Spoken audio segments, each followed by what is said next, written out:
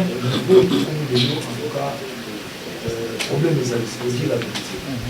Quand nous sommes vraiment pour résoudre dans mon amitié. Donc, c'est un blocage, si vous voulez la vérité. Nous tenons pour ça la réforme de la conseil jusqu'à présent, ça nous va plutôt lancer le message de nous. On n'a pas l'union sur le comprimé dans nous.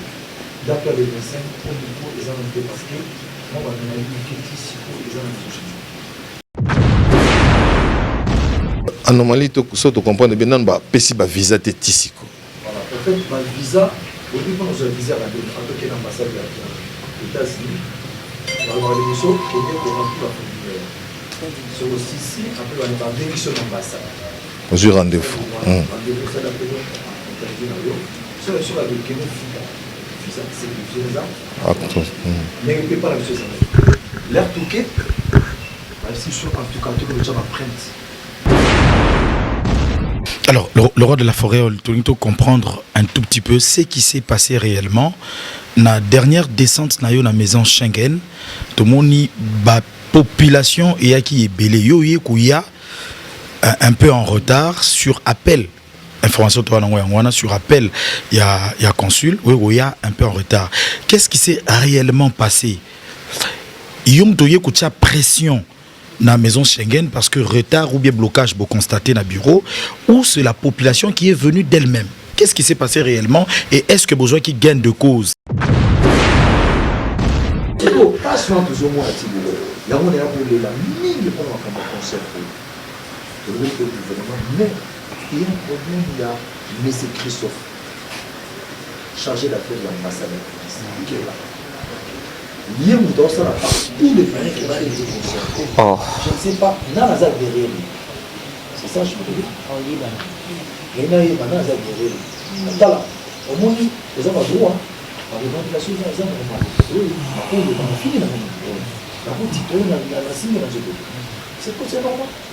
Parce que pour la chose là, même dans l'autorité, il n'est pas trop mal. Il peut charger d'affaires. Et puis, tout le monde va les battre. Tu as des problèmes avec des communes, ou bien la nation. Et bien, ça tombe sur la copine, on va côté pour la nation, et puis chez la nation, l'amour, les autres, c'est l'amour comme ça. Christophe, au lobby, que c'est lui les problèmes. Mais qui sont derrière Christophe Ouana? Qui sont derrière lui? Selon l'investigation, il y a manager Sony et tous les bureaux. Nanyaza Sima Christophe et puis Lelo, il n'y a pas un moyen d'harmoniser avec ces Christophe-là pour qu'enfin à débloquer Congo Mobimba pour que samedi aux Anazénie de Paris.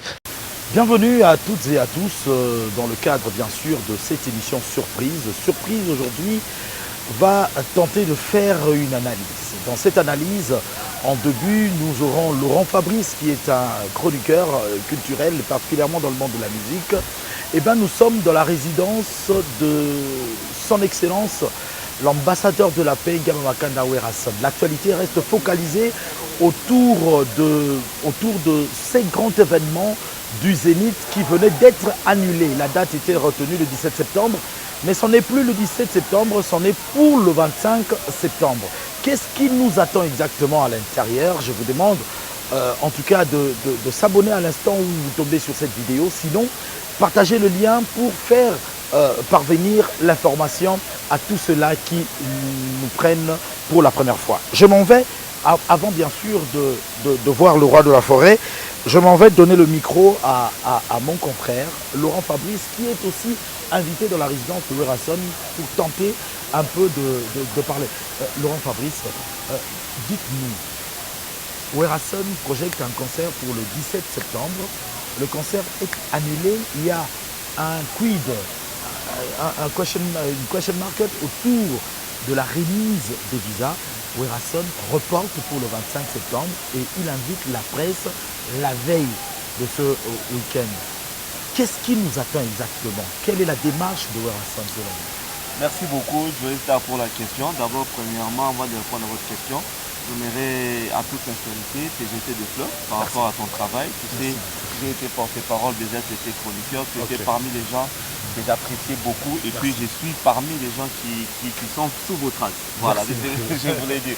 Alors, nous sommes invités ici. En tout cas, je suis flatté d'être invité ici avec toi. Ouéra-Son, qu'est-ce qu'il nous dira aujourd'hui? Je ne sais pas trop. Certainement, il aura à nous donner des explications par rapport au report du concert du 17. Évidemment, c'est par rapport au visa. Comme on le sait, les visas n'étaient pas sortis. Je ne sais pas jusqu'à présent, pour moi qui nous invite, si les visas sont sortis. J'attends des explications de sa part parce que c'est pour la première fois que Ouéra-Son, avec toute sa notoriété, puisse manquer un concert au niveau de l'Europe dans une salle de prestige à cause des visas. Il a toutes les relations du monde. C'est une grande star de la musique africaine, même mondiale. En tout cas, je serai sévère aussi à lui poser des questions. Pourquoi, à son niveau, Ouéra-Son pouvait manquer ces concerts de cette grande salle de Zénith à cause des papiers, à cause de l'administration, à cause des visas. Donc, je m'attends à des explications. Est-ce que selon vous, on peut lier ce retardement, ce report par rapport à une injustice, par rapport il y a cabal autour il y a Ouéra-Son, ou par rapport il y a délégation énorme il y a bateau Yazanaba? Joe Star, sincèrement, je ne pense pas que c'est à cause il y a délégation menée. Dans le temps, on savait que, par exemple, qui était mené après à son âme, il avait amené plus d'une centaine de personnes venues de Paris. Papa Wemba, de même Ouéra-Son ici, il en a amené des 70, des soixantaines au niveau de l'Europe. Je crois que ce n'est pas que Marambou nombre à battre belé, non. Moi, je crois que ça doit être quelque chose de caché, quelque chose de jalousie ou hypocrisie de la part de certains de nous, des Congolais qui sont peut-être au niveau de la diaspora, au niveau de l'Europe. Donc, moi, je crois que c'est de cette façon-là. Je ne crois pas que quelqu'un comme Ouéra-Son puisse manquer de visa à cause d'eux-mêmes, les Européens ou les Blancs. Je ne pense pas. Voilà, je crois que Bozola Nabiso, tout à l'heure, beaucoup découvrir pour tout un cas, tu vas me découvrir journaliste, M. Bazali, tu vas me Ouéra, quelques journalistes, c'est quoi Betana Bango Lisolo, tu vas tenter Kokoyeba. Alors, Namina qui est na événement yango mo proprement dit Ouéra-Son a projeté à Kenena Maman Bilabel, Ouéra-Son a projeté au Kenena Nyoka Longo, a projeté au Kenena Empereur Melimba Wakujila. Autour de ça, tout le monde solidarité, il y a hérité Watanabe, tout le monde solidarité, il y a Céléos Cam qu'on attendait le mois, mais qui a été convaincu, semblerait-il, par Hérité Watanabe, Oroki qui a interprété événement. Il y a des comédiens, c'est vrai que ça Salamon n'a pas comédien, mais à élargir champ la génération Zaïko, génération Zaïko, bien sûr, il a belle Penakati, mais aujourd'hui, na empereur Melimba Wakujila. Comment faut interpréter? Je l'interprète, je trouve ça très très bien. C'est une grandeur. C'est une grandeur de sa part parce que vouloir rassembler les gens n'est pas une chose facile. Surtout dans le monde, les Congolais, surtout les musiciens, je mingi. D'abord, mépris à Missoussou, Kotika, pour vivre un peu en autarcie en soi-même. Mais l'idée géniale au Ouéra-Son, l'artiste qui nous invite aujourd'hui à dire, je crois que c'est une bonne chose, c'est pour la promotion de la culture congolaise. Parce que lorsqu'il y a aux Azénis de Paris, tu vois quelqu'un comme les Limba, surtout les Limba, avec la musique du folk, musique traditionnelle. Qui est un peu loin de... Qui est un peu très loin de la rumba et des musiques de Tomonaga. Je crois que ça sera une belle découverte pour un bateau Bakoya, comme on a eu un podium. Et puis, les Congolais, il y a une communauté africaine congolaise qui a poto, comme si on a les limba kala, il n'y a pas poto la musique n'est pas pratiquement juste belé, à zo miselo rota zo bekelo roté. Donc ça sera une bonne découverte pour na bano ba koli ba ba les limba té, ba romona à côté de Ouéra-Son na zone de Paris, ça sera une bonne chose. Maman Bilabel, rien à dire, Tchalamwana, Josa Nyoka Longo, rien à dire. Donc moi j'applaudis l'artiste pour la considération à Sali Baninga Naé pour la Zénith Naé à Paris. Référence, c'est pour la 5e fois. Merci, c'est pour la 5e fois. Merci beaucoup Laurent Fabrice, on va se retrouver tout à l'heure. On a Omba Potongo, Maman Songi. D'abord bienvenue, Yopoza, parmi les invités, il y a Ouéra-Son, le roi de la forêt tout à l'heure, Torio Kaya Roloba.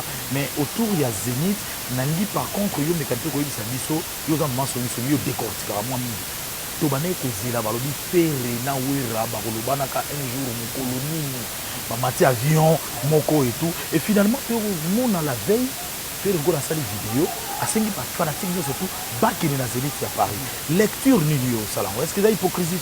Non, Péré, fils est né à Gama. Fils est né à Gama. Oui, donc, À cause de l'hypocrisie, les autres disent que les songaires, d'autres songaires disent que les êtes 12. Les êtes 12 mais ce n'est pas le cas parce que pour le faire la guerre, c'est ça, oui, raison. Il y a ma fille qui est mon papa, il y a ma tante. Moi, je suis le bébé de moi, si on dit problème à papa, il faut que je le fasse. Les gens sachent que c'est la musique et non la haine. Déjà, haine, moi, je suis le bébé de produits quand c'est la haine. Et comme ça, tu peux bataille, il non, ah, et tu peux non. Le papa n'a pas eu combo.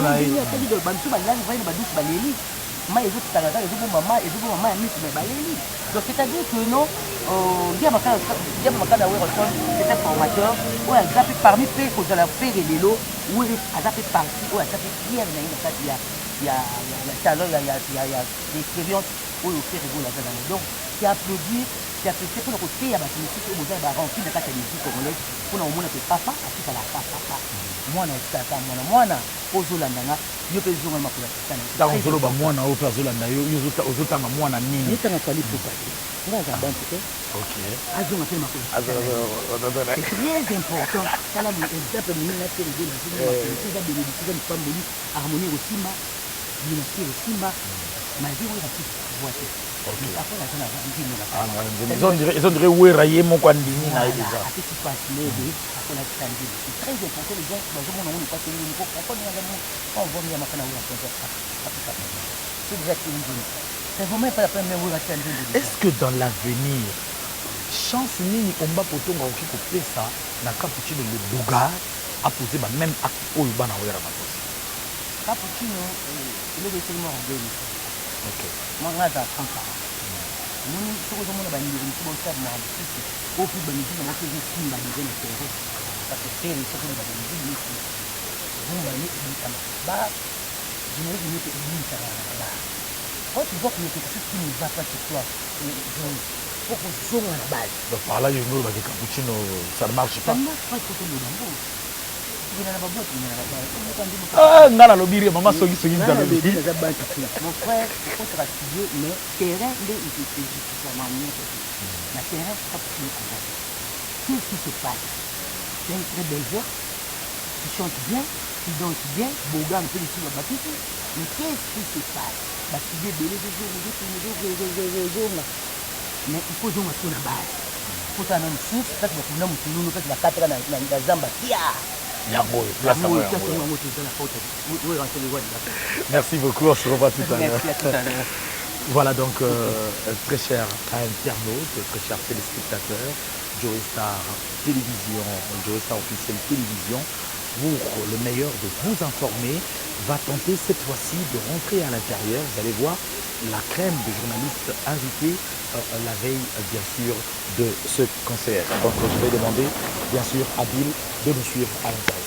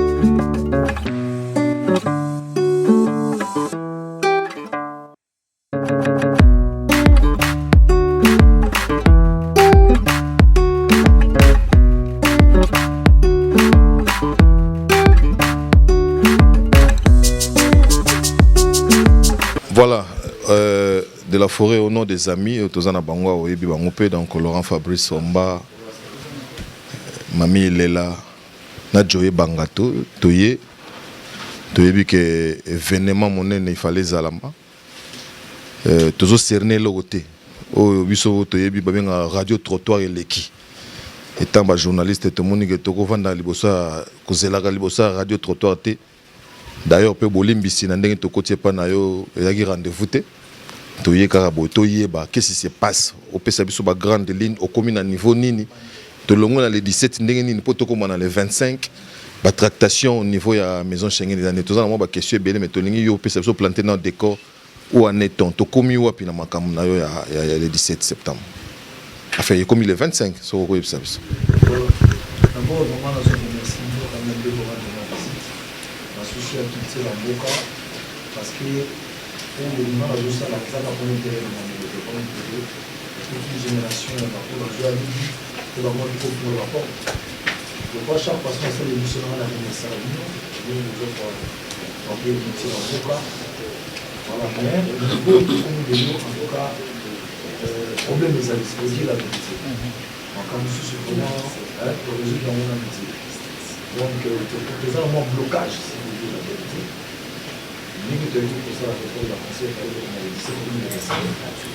jusqu'à présent, ça dit non, pour lancer le message, il faut n'avoir pas mignon sur le comprimé dans nous, d'après les 25, pour nous, les gens ont fait parce que moi, on a eu une question pour les gens ont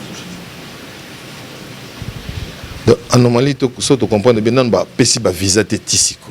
Voilà, en fait ba visa au début quand j'ai visa la en tant que l'ambassade des États-Unis, on va aller sur qui est pour remplir la formulaire. Sur aussi ici, après on va vérifier l'ambassade. On se rendez-vous. Rendez-vous ça la première interview na yo.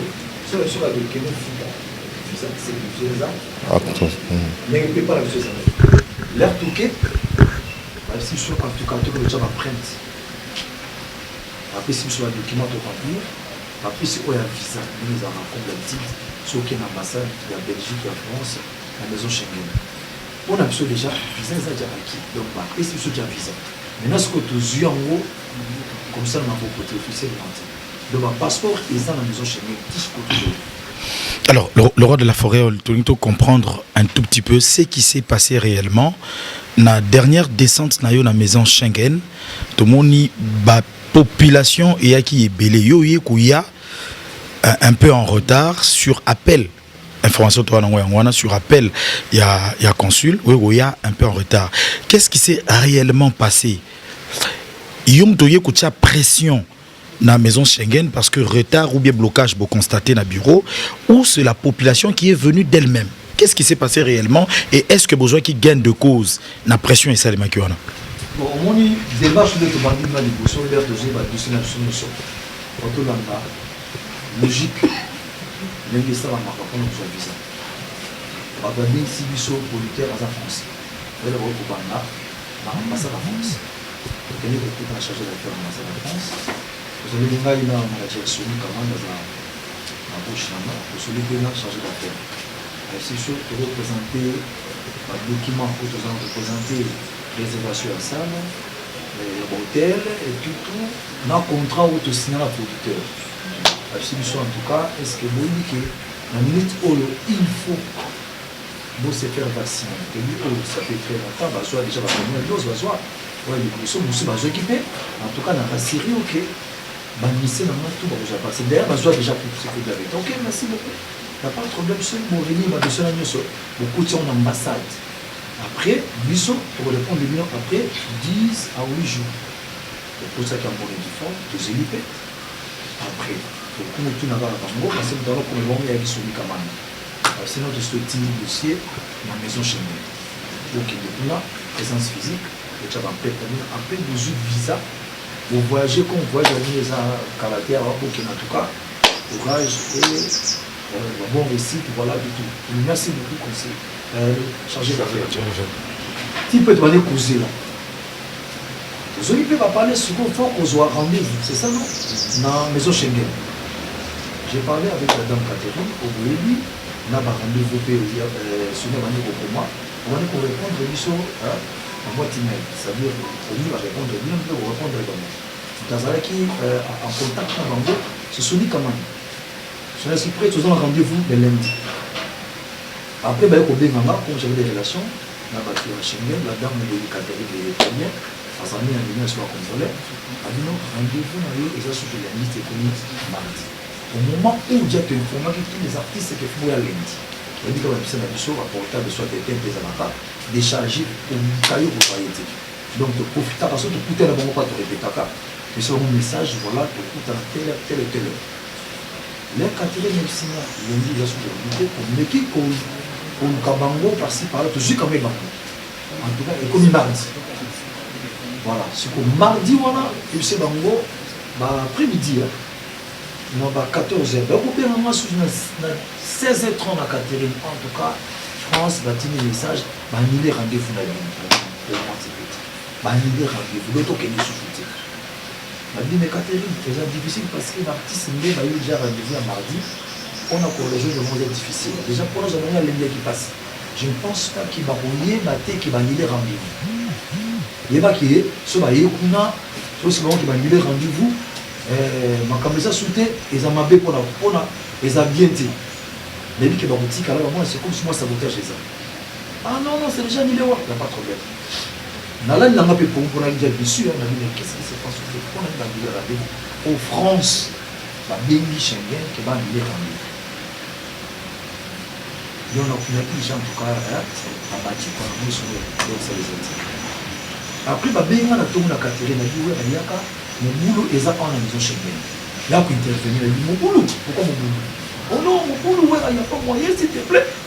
Ah non, vous simba. Type au monde là, il y a qu'on a au camion, c'est chose à la toile. Après, on a côté, on a côté conseil. On a quelqu'un qui gens dans la sécurité. On a dit, on va aller dire, mon frère, le petit conseil. Est-ce que vous comprenez le conseil de dossier dans l'ambassade de France? Ça veut dire 10 jours, d'idée de dossier dans un bon moment. Bâti, il y a un maison chez nous. Rendez-vous, on a mis à foule. On a choisi rendez-vous le mois de novembre, fin novembre. Ils ont eu des chances, ils ont eu quand c'est tout à la télé. Et puis, tous en a un document, tout. Tous en a rapport de mission, le ministère de la Culture, tous en a assurance, la carte de vaccination, la réservation hôtel, tout est bien. Pourquoi et comment à niveau? Expliquez tout sur notre conseil. Pourquoi là, c'est pas moi, les ambassades en France, les gens doivent annuler. On dit bon, si vous n'importe quoi, mon boulot bien, tout le monde a monnaie, dans la choité, bakou takak. Comment côté ça 5 heures de côté à tout le monde, est-ce que vous avez un moment de visa? On ne peut pas faut que le visa. Donc ça, le pays visa, c'est le dossier de la vie correcte. Pour ceux qui dossier qui vient, après jamais pour le banana, tout fout à visa. Pour le dire que la matière, il y a des demandes de visa, ceux qui dossier les a bien été, bakou t'indo jamais au foot. Maître junior, dans un 2000 €, ça va pas au foot. Il faut 80 € par personne. Il faut bah côté de la carte. Après c'est pas pour un document à remplir, la zone c'est un peu de document, on va faire ça dit ça aussi que vous allez remettre. Et c'est dans le mouche. Après c'est dans le à mon niveau c'est comme deux besoin d'utiliser votre bien. À mon niveau il y a sous le pardon, bateau va tikali va journaliste, va comédien, sous lui pousser la main. On a l'éviter, on a conseillé. Le lendemain, quelqu'un a posté dans mon dossier. Je suis tous les femmes qui ont la mission posant en mode pas sur. Parce que vous avez fait ça sur visa. Pas sur le gouvernement. Ngai mutuna nanga par rapport à l'État congolais. Na makamyo so beti solo wana toyoki to moni mais quand même oza so na mboka biso to kangi to tangi ba ya biso to komisaka la musala oyo wera ozali. Lisolo na yo ozokende Zénith c'est bandi lelote. Et naebike plus d'une fois to kenda pela ba répétition kuna au place na cabine de Sainte na ba bilombe nyoso za ko bengisa wana ba Yuda mbili ya belle tout ça bon nga mona rasoki pona ibenge na bana na yo wana mboke ninganaka bon léopard to lo ba léopard bon naebite pona yo likam non gouvernement go balingaka peu yo ba binaka pe musique na sko likambo yo batalika kabwe ba sungi yo te parce que pour la léopard bon malgré ibenge akenda ezaka lisolo te ibenge soki alobina bana na yo wana nyonso bwana la likolo tina se bango to mobiliser situation décomptée yo pour na yo na ngambo na na ebite gouvernement azotala okaka po bengisi pe ba ministre na yo na likambo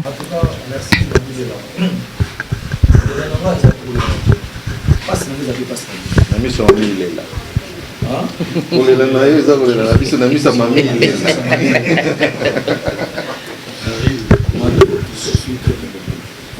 biso na tuna ba mokondi bakoréparé musique c'est-à-dire na limite nga na kobeta bala mais na ndako joueur ba musique na matanga ba musique œuvre biso micro oyo basalaka biso eza art normalement na pays bien organisé eza na motu moko takoleka artiste na monde soki tokodefisa gouvernement la lelo na monde bastreaming ekomi lelo ya baplateforme etekama lelo tosi okomprendre je wana c'est-à-dire biso totina bango po ino toza dérivé mosu bakoyede biso na mokanda oyebi likambo bajoueur bakina bavoyageaka namona pena soutien gouvernement soutien mokonzi ya moko soutien baministre basala bongo biso na artiste oyo bafe ambassadeur ya babiso baoyo tozovaloriser pays à l'étranger abi ke relation na ya badifférent batraye totala misiki nanga c'est-à-dire ngaba eloko moko mami omoni chanson so baartiste lelo eza différent bakipe lelo musulman chrétien bouddhiste bango tu bakende bakilisa bato moto akeki motu aza te je pense pas namona yango catholique akekisi ya musulman azalaka te mais bato wana nyonso oyo bamisiki na biso donc tozo rassembler bato wana tout mais na comprendre comment tu auras toujours un problème soutien exactement ma case tala ka oya ngao na bengi autorité nyonso mami oko imaginer que chargé d'affaires et ambassade de France tina niveau moko pena ye moko a bengi hein ba annuler concert na ba prévu ay ba annuler concert mais retourner to annuler concert pour quel but biso toza incapable à annuler concert so limba annuler concert qui n'est pas producteur ou bien benga salle ya Zénith ba annuler concert je ne sais pas et là on est caché derrière notre wana ou bien ça na quelle autorité mo kazana makambo wana parce que c'est pas normal au monde quand tout ça on avait besoin conseil à réconciliation concert il y a paix entre la diaspora et les artistes pour au monde batira babeke boyoka nakati ba boyoka nakati bon toyoka ni siko to so yoka na biso to boyi mais au le bo favoriser biso toyoka na pimba kambisi na nango c'est comme si vous avez pour division la habité c'est pas normal et donc le but c'est très capital l'artiste va souffrir fort man ceux qui zaka poto beta kana ba showbiz so beta na ba les millionnaires je ne sais pas na habité ça na musique akelo kola na bimi na ko na mo na ti mami ndé to yebani pour ceux on a beta concert na bani Roger Paul Kari té on est musique té même l'église la rendez wana l'église passer à télémara bandi minini ba lelo ma liboso obiso yo c'est que communication nanga penezo kende maté nanga zo kende musique c'est comme ça surtout bitaka batu moko ngai makili ninga na té na kokaka té yango susi nanga eza nto fongola nzela ba jeune basu malelo basa ba musique na bango ya ba urbaine bazaka focaliser na ba bois de nuit ba bili bango après 6 mois vous esili après 6 mois to kusuka nango wapi mami bino ni ba lobeli bo lobela biso likambo mami ba konzibo c'est ça nan ba musicien siko nde na vandi na moni pelaki mami ti siko na komelaki bango nyoso na ko fongola portable na bino na la ba message mais quelques autorités ba edegna c'est pour dire la vérité vice-ministre affaires étrangères Sami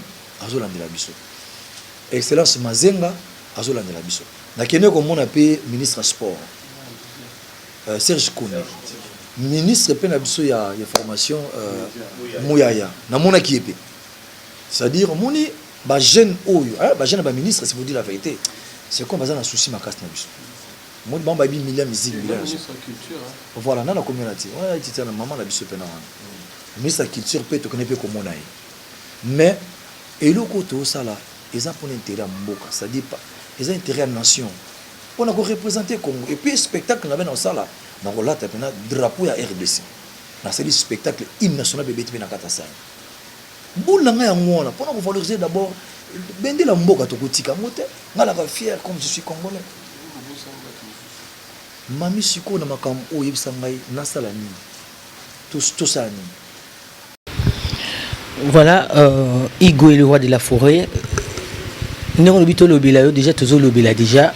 On a déjà une émission avec Werenson, un peintre, un boulanger, un sculpteur. ayebi kosala mapate ayebi kaka koyimba donc il faut ça mosala na ye tofungola champagne tofungo siko nga mona wana eza lance oh wana roquette te oh eza ndi masanga voilà tomoni que monsieur ezali wera mili biso de na nzamba maki tokuto na surprise na ndako tomoni pe bayaka kuna mupandi la roquette pe na wana na bimiseli biso toyebi te olingo na biso expliquer biso nini na makambo nyonso tomoni wana parce nous sommes chez vous mais petite intimidation voilà de la forêt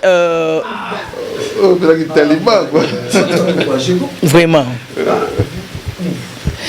oui à regret ezali toyebi oisa do passe na koyoko koloba ça fait très mal parce que beaucoup là-bas nous quand on misala au sala mais on a pu lancer vraiment appel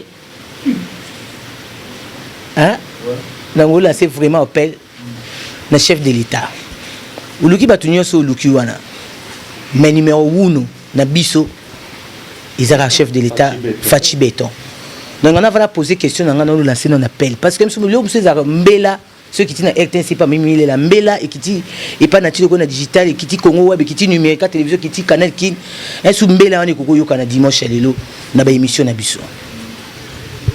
Bon, merci beaucoup na question posée là. Omoni attends de tes gauche à droite nous dans un mieux informé ou la chef de l'état.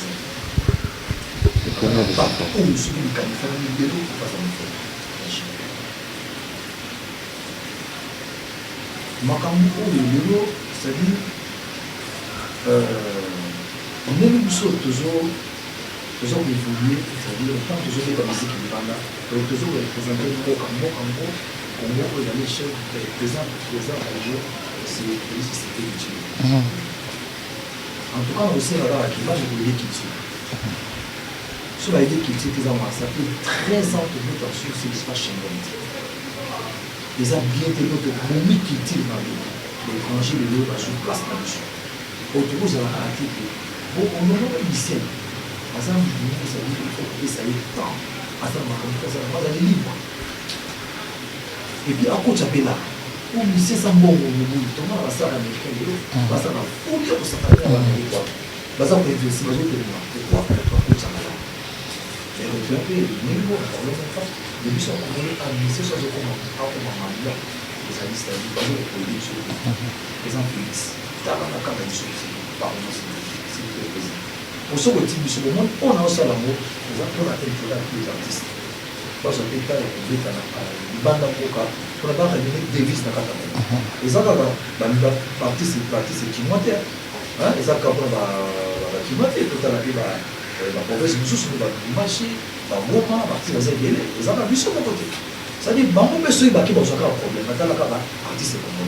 Mais dans une minute aussi, pour dire la vérité, on va combattre tout ce monde. Pour arranger déjà le débat qui, par exemple, il y a qu'à proposer la poussière. Les gens qui ont dit qu'on va commenter ça là-bas, attends, pourquoi on va poser, ils ont un graphique. Donc, ça va donner ça, c'est la vérité. Nous avons besoin de division. Tout ça va aussi. Je crois chef de l'État qui va dépasser comme nous. Après, il va venir avec beaucoup. Là, c'est la culture. Et puis, à ça, on peut voir dans mon monde. Ainsi, le service n'a pas besoin de là. Il n'y a pas besoin de là. Parce que le chef de l'État va faire un rôle bataire. À ça, on va pencher pour voir le cas où on va. Donc, on va résoudre.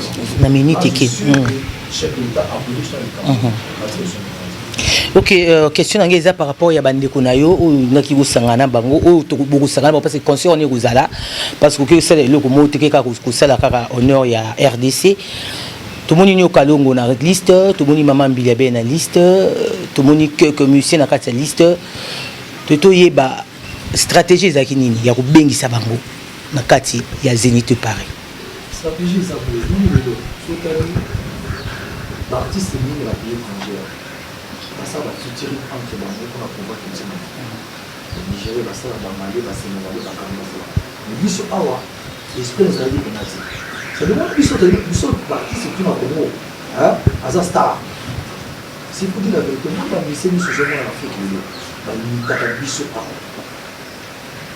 même un mot dans ce qui est la quête, vraiment la venue va faire c'est n'importe quoi de la chose de la maladie parce que tout le décor mais ah mais sur parce que là on va jamais on peut se déchirer moi avec la police à dire ça dit musique de l'hôpital alors division oyo comment une addition ça dit qu'on peut aider le Congo pour les autres qui sont morts qu'est-ce qu'il faut faire aller conserver la réconciliation donc une identité cherchée tout cela entre nous c'est comme la culture on dit que rien que quand moi image on a ça qui a passé comme il est dans la jazz il est dans la jazz parce qu'il y a trop d'années pour la Yukani donc tout en a des affaires vont bien à Congo TV5 monde de la 5 ans parce que ce artiste est contrôlé en tout cas c'est que raison sa place d'abord et puis mingi pe bazaka pour division bazali à pays ah baza l'idée baza pour se profiter alors fallait se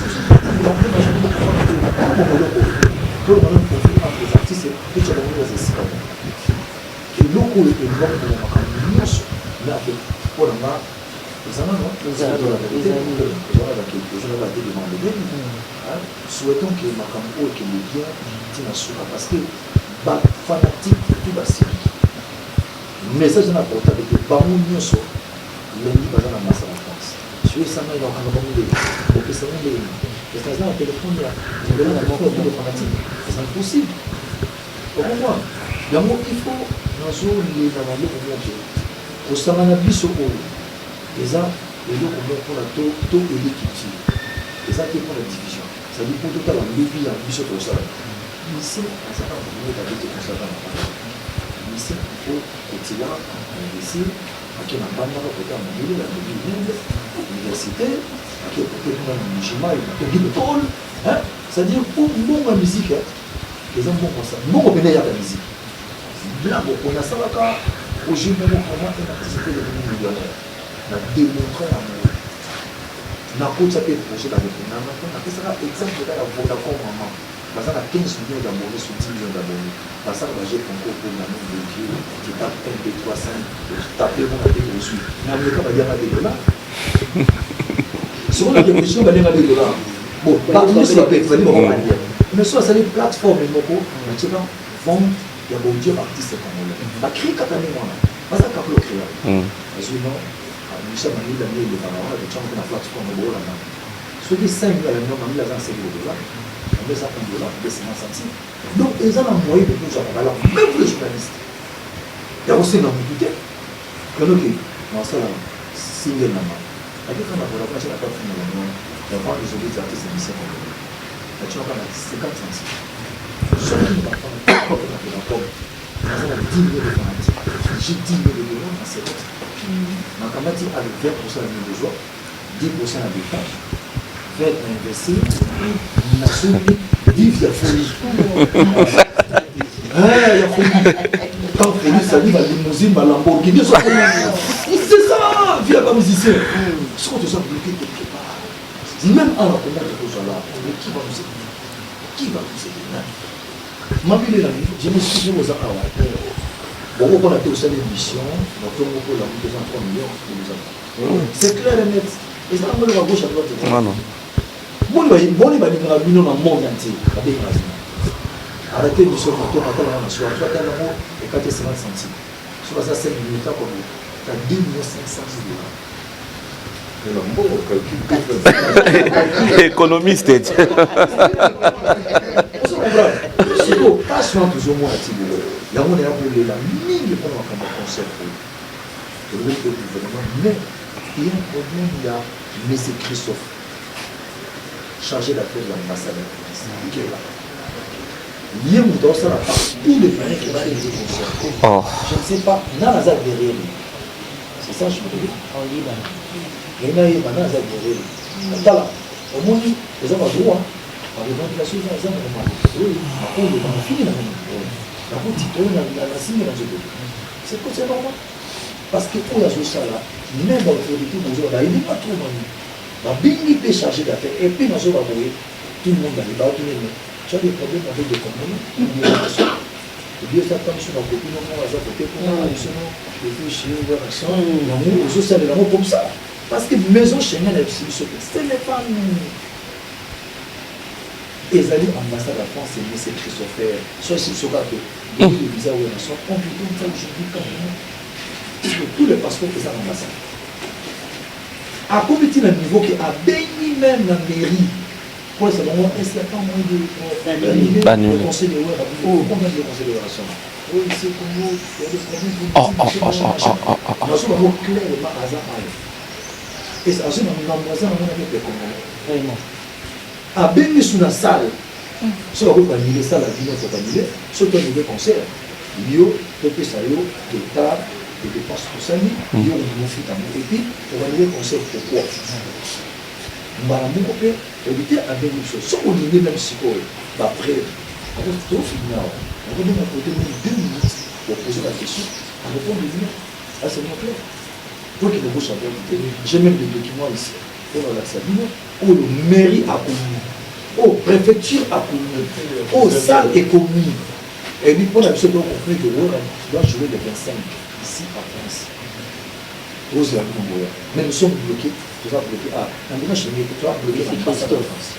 Et puis, nous avons visé la France. Voilà, c'est ça. Voilà, merci beaucoup. Bonjour. Nengana Loba. Naza peiné na choqué pour l'amboka na Congo. Je crois qu'il y a mamie ou bien Nati, je ne sais pas. Le Léopard. Léopard, ils ont tous les soutiens. On a domaine à sport et à football. Hermo les appels peut-être qui dit Banabino Moko. Bino artiste et musicien. Bozan a regroupement dans l'association Nabino. Mais c'est comme si Bozan Moussika dans l'État. L'État qui devrait, à principe, vous accompagner, n'a comme problème. Parce que vous représentez notre pays dans l'Ibanda. Sur la Taliban, depuis mon jeune âge, non, on a été au OT. C'est-à-dire tu parles avec peine. La peine de 4 kilos, oui. Tu peux toucher fort. Imagine que tout va se balayer, dans les États-Unis, dans les États-Unis, Très bien. Tu parles avec peine, mais je vais te dire que je vais te donner un message d'espoir après toute la question. Yo mom to Sabiso à travers des différentes chansons que moi la mobali allez la rater. J'aimerais te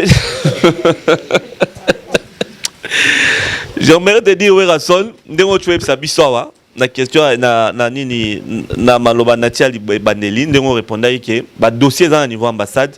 Nous sommes aujourd'hui le dimanche, demain lundi ou le mardi au suite satisfaisante. Et au Kiro Simba, Barobengayo, aussi ba visa, au Nobeta concerne Poto. Mais le grand problème peut aller.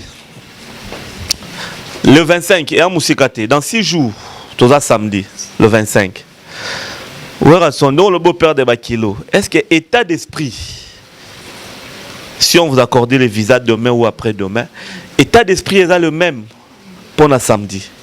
Parce que bato ba oya concert ba comprendre que ouais rappeur de bakilo ouais razu ba problème avant un visa comme ba mon spectacle moi bientôt ba imer bientôt. Est-ce que état d'esprit ya ouais rason na groupe mobimba boza a même ya ko honorer Congo le samedi ceux qui besoin visa pour batuba sepela. Et puis de deux on va le bien tu as cité les noms, j'allais poser cette question mais tu as anticipé par rapport à Christophe au lobby que c'est lui les problèmes. Mais qui sont derrière Christophe Wana? Qui sont derrière lui? Selon l'investigation, il y a manager Sony et tous les bureaux. Nanyaza Sima Christophe. Et puis Lelo. Il n'y a pas un moyen d'harmoniser avec ces Christophe-là pour que.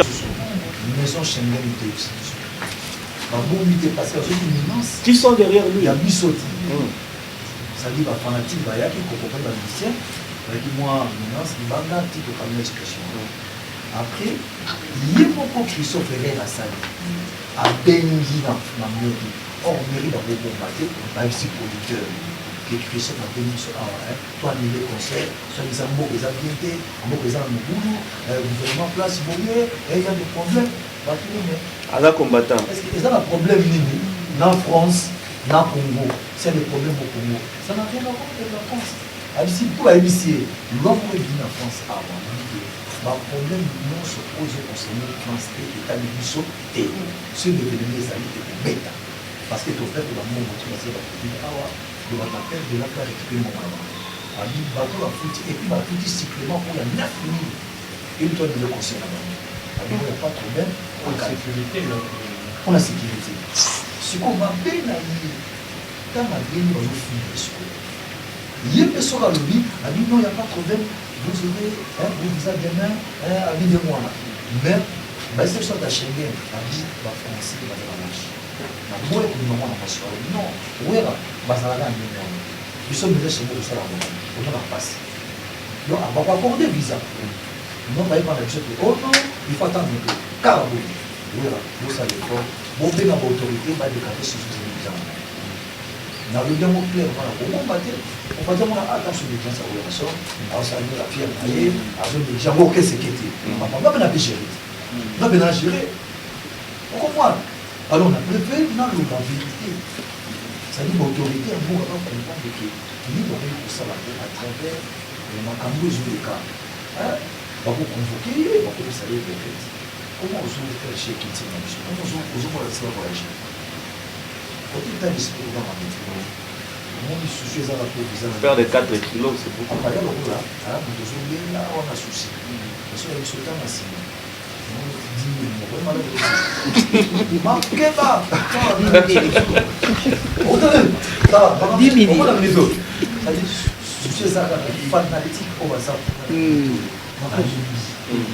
Donc, on est aussi une image d'application. Donc, côté on a des quêtes. Dans un requêté là, qui va tailler une quête. Là, les gars sont dans une amende.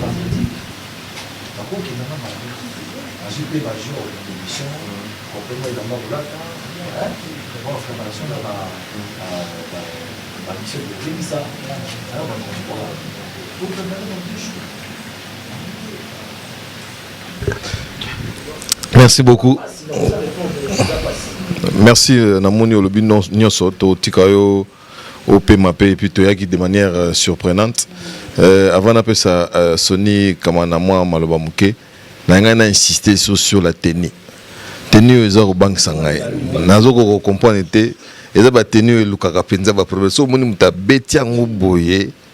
Pour ba biso biso tant de tout na ba biso ozana na simova nous na couper. Donc obimi biso na tenue oyo.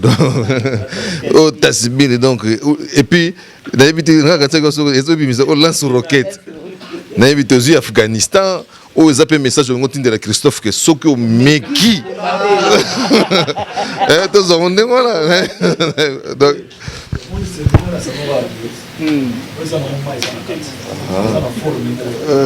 la lance roquette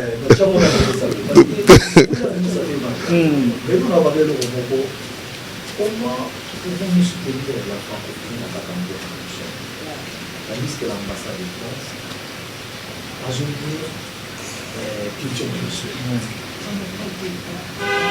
Donc c'est une francophonie on a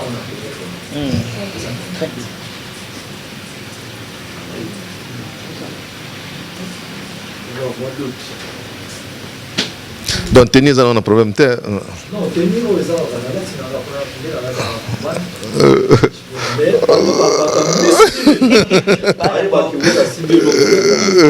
bon dans Zambala.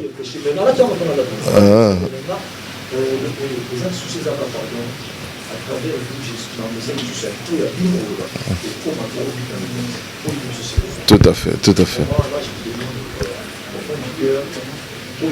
Parce que je l'ai ramené au prochain avis. Oui. Ça va bien. Attends, pour te représenter, tout ça dans le et ça a relingue, oui. Tout ça déjà bloqué quelque part. Oui, le gouvernement est en place. Ça, ça va très bien. D'abord, il y a moitié.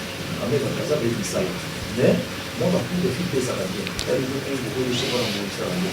Et donc, on se dit à culture. Moi, je n'ai pas parlé de M. Aguirre, lycée à petit, officiel de petit, moi, les autres. Donc, on a emplacement, lycée à culture. Même c'est ok. Dans le budget, on va se combien 0,10 ou 0,2 par rapport aux cultures que 0,2 de papa. Tout à fait. Et par fanatique, mais ils sont lundi dans un coup. Matin, on commence à l'ambassade qui va yoga pour récupérer ma passeport. Bon, je vais dire, il y a un homme, j'ose croire. C'est quoi les j'ose encore croire.